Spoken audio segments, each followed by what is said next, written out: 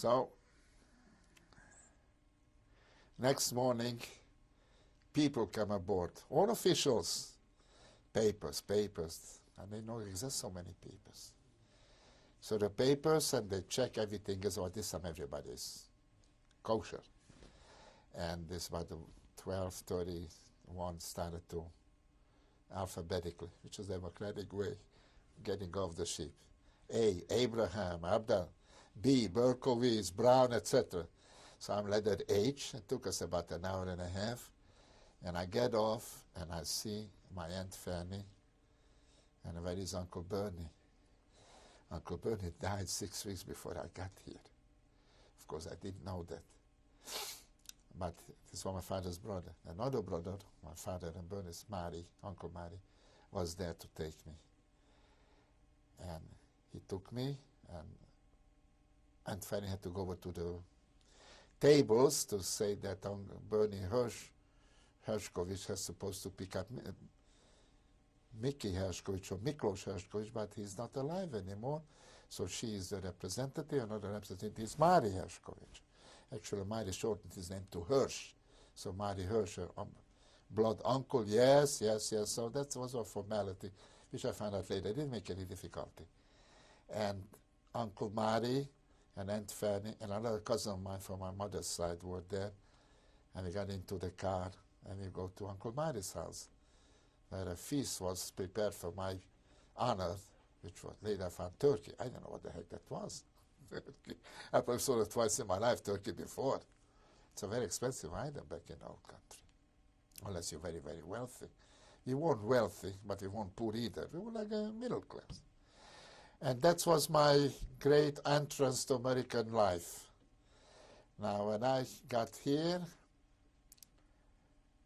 Uncle Mari and his wife, Aunt Rose, may they both rest in peace, they're gone since. And I had two children, Helen and Bobby. Helen became my sister. She would sit up with me half the night to teach me the English language. She was working for a newspaper. She was not a reporter, but inside, copywriter was then. There was a Long Island paper, small one, that she worked in, and her English was in. And Uncle Mari said, "Oh, take a vacation." So after 2 weeks, I said, vacation, I want to start working. This is not for me. In the meantime, 2 weeks later, but this time it's September, school starts. So I went from evening high school out in Elmhurst, Maspeth. And that's why I went. And Uncle Mari found me a job, a factory job. And they had to put me in a shipping department because the foreman over there spoke Yiddish or German. I didn't speak English. And I was working there, shipping clerk, and you do the brunt of the job. You get all the difficult things to do, but keep quiet. You're here already. It won't last forever. And later on, as I worked there, first summer of 1950, I go to the manager. Was a very nice guy. He liked me. You know what I went through. For that, he liked me. He said, "I want to ask you a favor. I can go up to Catskill Mountain to work as a waiter and make a heck of a lot more in 2 months than you pay me here in a whole year." So he gave me permission. I got paid 67 cents an hour. How they ever come to that figure, I don't know. The minimum was at that time 75 cents. But in those days, you're too young to remember this, besides your citizenship paper, first you get a first paper, it was called. You have to take out a first paper. For that, you had to pay, I think, $3 or $4, I don't remember. I had to go in and with my picture and take the first paper because I had to take first, it costs money. They raised my salary from 67 cents to 75 cents. Now I'm a millionaire. I'm making $30 a week, less Friday going home early for the Shabbat. So I get less. But anyway, I'm making money. Of course, in those days, for a full four-course dinner, you paid $1.60. So I'm not going to die of hunger. And I was working this place, and he let me go for the summer. Now, 75 cents a week, $30 a week, 8-9 weeks is only $240, $270. I never forget, I made $600 that summer. I came back, I was ready to put a deposit in Empire State Building to buy it. I'm a millionaire, I'm rich. I went back to the same job. Then I was diligent. In the meantime, oh boy, they gave me a raise. I'm earning $1 an hour after a year being there. Following summer comes along, same as, his name was Mr. Richmond, very nice guy, short fellow. I go to him and says, oh no, once we gave you permission, we cannot tolerate this. You're a good worker, we need you, but we cannot do it. I went anyway. I went to the Catskill, not to a bigger hotel. Now here you make money. All of a sudden I get a letter, I gave up my furnished room and I gave my aunt address. All of a sudden my aunt forwards a letter. The company is fired me for not being back on time. The 2 weeks vacation was close, so it's coming, or 1 week, I don't remember. But if I need any references for my etc., they'll be gladly given. In the meantime, here I'm making real money. You know. Were other employers and other people you ran into when you came to the States as understanding about where you were coming from? I didn't really have too many employers. Well, the first job was being a carpenter. I came into carpentry. My uncle got me a job as a carpenter. He was a butcher, and when he bought his fixtures, that carpenter gave me a job. Now, it's different when you learn something in school, when you put it in practice, practically. You learn to drive a car. You get a license. That license tells you, now go out and learn how to drive. So I went in there. He saw that I'm no carpenter. So with my uncle, being respect for my uncle, he kept me there 1 or 2 weeks, I don't remember. He says, oh, I don't have work for you anymore, I'm sorry. So let me go. Then I came this job. This was a factory job, manufacturing Venetian blinds and window shades. So those were new things in the early 50s, late 40s, early 50s, and that's why I worked. But I really didn't have any run-in with any bosses. I didn't have any other people to do it. So second summer come along and says, no, I like you, Mr. Richmond, but I'm going anyway. Officially didn't take knowledge of it. Then I got a letter that I was fired, but to give me recommendation if I needed. After that, these people owned the hotel, summer of 51 in a Catskill. They owned a hotel in Miami. I went down with them in the winter of 51 too. And I came back summer of 52. And I said, all right, this is enough. This is a gypsy life. I made, by this time I saved that nice money. So I can look for a job, look for a trade experience to get. But I really didn't know what I want. So I started to work around.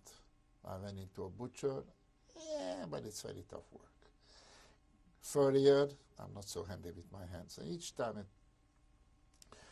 couple of weeks go by. Carpentry, I tried once again. I'm no carpenter, who am I kidding? And went back to the butcher. That I worked for about 6 months, maybe a year. Tough, difficult, but I don't know anything else, and then they need me. Started to work before Passover season. Like anybody who can hold a knife is employed. This went on, and then I was a messenger. After 2 weeks, they promoted me to a manager of the messenger thing. Of course, whoever was a messenger was menial laboring. And this went on for some while. I actually went up till about 57. Then I got a job. Somebody told me on 47th Street, a house who deals in precious and semi-precious stones needs somebody. Going to teach him. He will pay you while you're learning. And I went in there. And I worked. I was with them for 2 years. They taught me. I worked very diligently. They liked me. They gave me periodical raises. I went in there with $60, but 2 years later I was making $85. In less than 2 years, it's a pretty good ratio. Then the wanderlust bugged me again in 59. I wanted to go overseas, which I did. Here, in the meantime, they took a partner. There were 2 partners, looking at a third partner. He and I just didn't rubbed bread together from beginning. They promised me that I'm taking off for the summer, which is a slow period in that line, and I come back, I get my job back. So I went a beautiful trip, Israel and France, and I went to England, Switzerland, I don't know where else, Greece, Austria. I went all over the place, took a long time. I come back. So this fellow persuaded them not to take me back. So really that bothered me because I had a good name. I was an honest guy. Within 2 weeks I had another job. And then the other job was a good job, paid me fairly decently, not exorbitant. But over there I couldn't get advancement. So what did you end up doing? I'm still on 47th Street till a little while ago, till I retired. Then went to another place. The other place I was 9 years. Another place was 12 years. In the diamond? No, not in diamond. Precious is from rubies down. Rubies, sapphire, emeralds, pearls, and amethyst, aqua, semi, and precious stones. I never handled in my life diamond. The closest I came to it was cubic zirconia. So we're going to meet your children soon. And while just to wrap up, looking back, we've just heard your story. Is there anything that you would like to say that... I am surprised at myself a little of my composure. I thought when I go through this again, I will be more... I only broke down once or twice. I thought I would break down more, because believe me, it's still in it. I observed your side around like Bomer, and 3 days after Shoah, which is 3 days apart. In those days, I'm very depressed, even now, 50 years later. I still feel, and I still miss them. And I still know that when I came back from war, I was in a ripe old age of 18, 19, when I needed a father to guide me, to teach me, to lead me. I didn't have it. And a mother. And I didn't have a single brother or a sister to hook up with arms and says, let's do this or let's go there.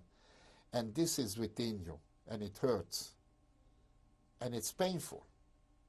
And no matter how smiley face I try to put up, it's in myself. And even as lately as 3 or 4 weeks ago, middle of night, I woke up. I'm in concentration camp. I'm deported. This happens. You never outlive it or outgrow this, no matter what. And this is what I can say. Perhaps some little odds and ends I left out. And but basically, this is it. Thank you.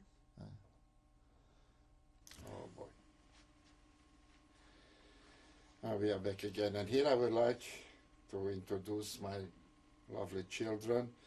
Right directly behind me is Rezi, and this is Sprinzi, and this is David.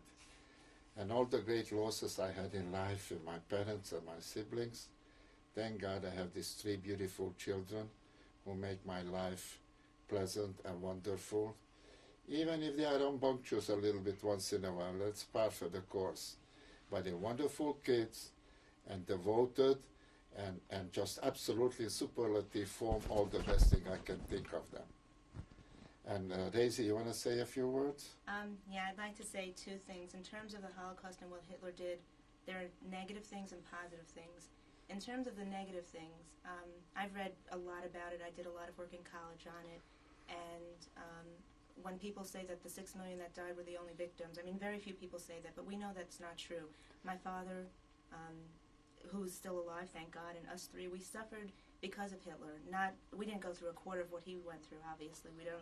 We just know from his stories what happened, and that's, a terrible thing. But what we went through, our lives could never have been normal. They couldn't have started out normally, and they will never end normally because of what my father went through. The negative things, I'm sure he's told you. I'm not going to rehash that. The one positive thing I can say is that, first of all, I went to a yeshiva, and I grew up with great rabbis and many wonderful teachers, but I have to say that of all the people I've known and that I will ever meet, there is no one that I will ever admire more than my father, because of what he went through, because of all the people that went through it. I just know the way he handled it. He never ever brought it up, and I admire him so much because he never ever brought it up when we did something bad